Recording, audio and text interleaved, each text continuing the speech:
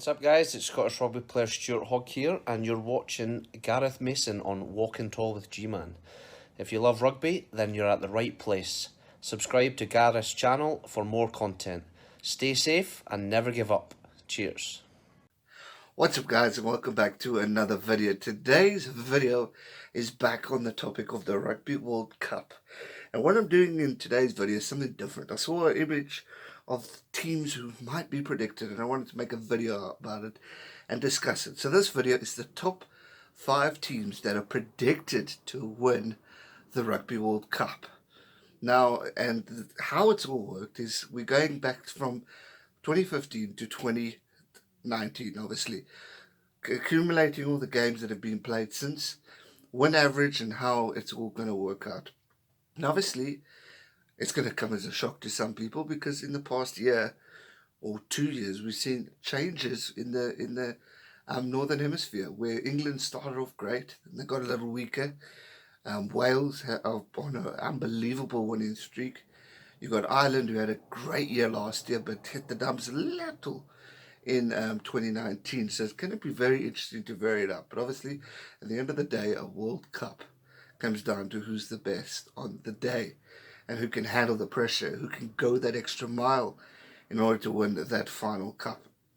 Now, before we get into this video, make sure you hit that subscribe button, especially if you're new here, so you can join the family. So much more content to come, whether you're a Northern Hemisphere fan or a Southern Hemisphere fan. There's so much rugby, so make sure you subscribe to this channel so you do not miss out on any future uploads. There's so much more to come. I love this. So hit that subscribe button. So having said that, let's get into the topic of today. So, top 5 teams predicted to win the World Cup. I'm going to start with 5. Go from 5, 4, 3, 2, 1, and we'll see who the favourite is. I think we all know who the favourite is, but as we build up to it, it's going to be interesting. Now, number 5 is surprisingly my country, the Springboks. South Africa are the 5th choice. They've played 36 matches since the previous World Cup, a win average of 83%. Not too shabby. 30 wins, 6 losses, no draws. Total points scored 1,256. Tries scored only 141. Conversions scored 103. Penalty scored 98. Drop goals scored 15. So interesting average there. Winning percentage 83. Not too bad, but yet they're 5th. But obviously a lot has changed. The past 2 years or so, South Africa hasn't been in the greatest. Well, let's go 2 years ago. We weren't in the greatest place under Alistair Coetzee. We were in our worst run ever. So, but we've recovered before and now. But if we look at 4th place, we've got Wales sitting there. They played 37 matches, and listen to this. And this is where this is where the respect continues to grow for me. Is how important this past year has been. Win average 57. 57%.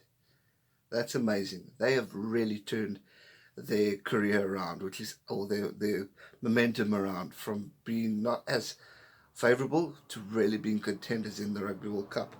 Wins 21, losses 16, no draws. Points scored less than South Africa. Actually, everything else is less than South Africa. But interesting, eh? Win percentage 57%, yet they are 4th. But obviously, the remarkable year they had, their 14-match winning streak, it's amazing. So congratulations to Wales.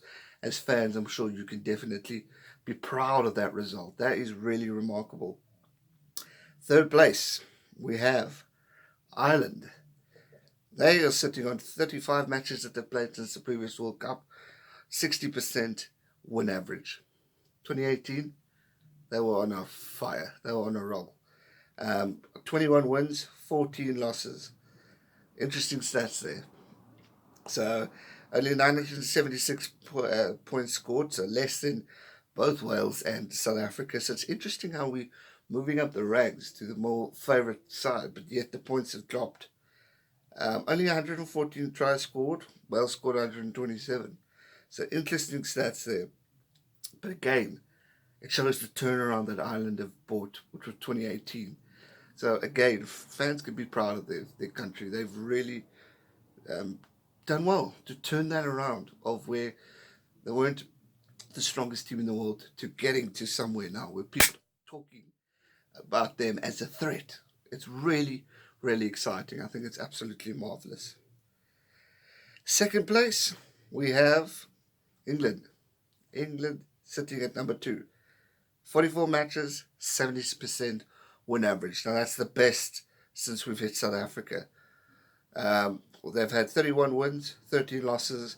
Now just remember, I'm going to go into a bit of elaboration of the stats to explain it better to you guys as we get into it. But obviously England started off 2 years ago under Eddie Jones. When he took over, they were strong. They were really, really brilliant. And they fought hard and achieved so much. So then they dropped down. So we must just remember, take that into account. But yeah, 31 wins, 13 losses, 1,284 points. So they have topped South Africa. They've scored more points, which is an interesting stat. So great stuff to England. It's going to be interesting. We cannot write them off. Under Eddie Jones' leadership, anything can happen. And then number 1, who could it be? None other than the All Blacks. Listen to these stats compared to that. 50 matches played, 88% win average. 40 wins, 6 losses only. No draws. 2,304 points scored. That's unbelievable. 2,304 points scored. Truly remarkable. 312 tries scored. They've almost doubled all the other teams. Conversions 226, 109 penalties scored, 10 drop goals. Least amount of drop goals, which is quite interesting as well. But there you have it. So 5th place, South Africa, with a win average of 83. 4th place, Wales, with a win average of 57, the lowest win average out of this whole 5 top teams. Ireland, win average of 60%, they're 3rd. 2nd, as mentioned, England, 70% win average. Then New Zealand with the 88%. Now, you may ask, Gareth, but how the hell do you get the stats? The matches are varied. Remember, the June internationals, we've seen tests, like we've played England 3 times. Then we haven't played them for years before that. Played Ireland the year before that, and Scotland, or it's the other way around. So in June, you obviously, not all the Northern Hemisphere teams play as much. Hence why the results are different. But surprising not to see Australia there. Obviously, they've really been not the strongest team. But hey, a World Cup can bring the best out of everyone, out of anyone, and can really show what they're made of. But it just goes to show that it's really anyone's game. This is the bookies' stats of who they think are going to win this game, the World Cup, pretty much. It's pretty fair and accurate. But my personal opinion, when it comes to a World Cup, anyone can win it. And you just can't count them out. It's really, that's the thing. You can't count them out. If Argentina want to win it, Argentina want to win it.